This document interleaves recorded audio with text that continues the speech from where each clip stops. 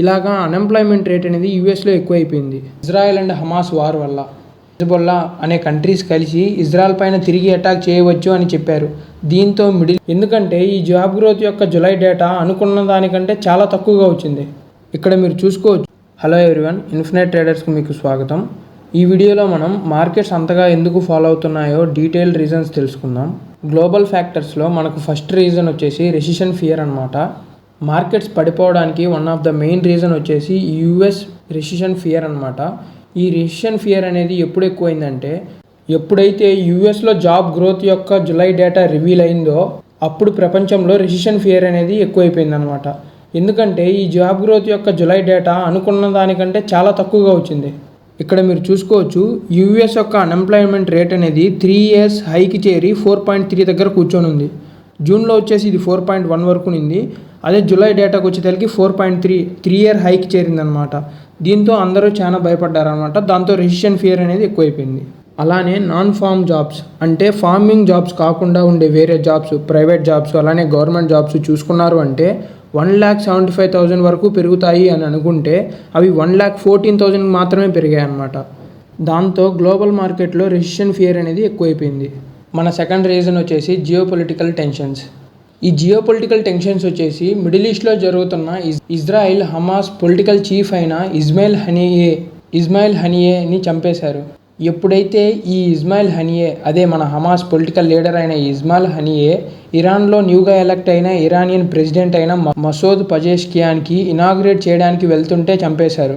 దీనికి తోడుగా US secretary of state అయిన Antony Blinken Iran and Hezbollah అనే కంట్రీస్ కలిసి ఇజ్రాయెల్ పైన తిరిగి అటాక్ చేయవచ్చు అని చెప్పారు.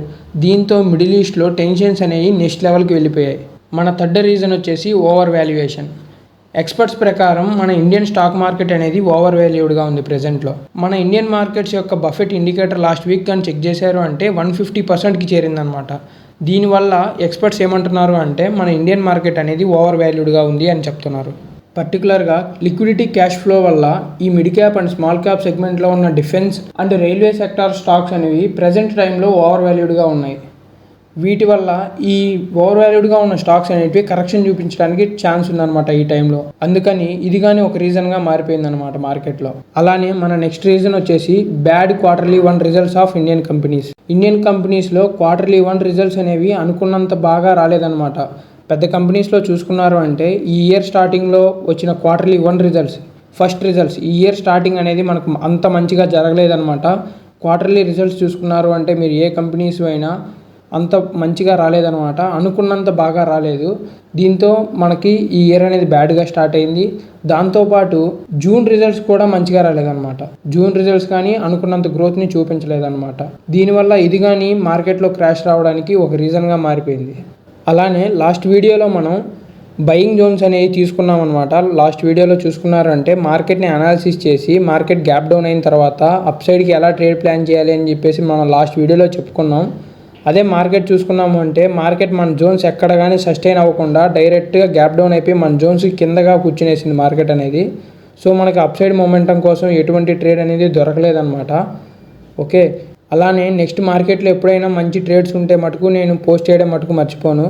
దీంతోపాటు మీకు ఈ ఫాల్లో ఏమన్నా స్టాక్స్ అనాలిసిస్ కావాలి అంటే కామెంట్ చేయండి.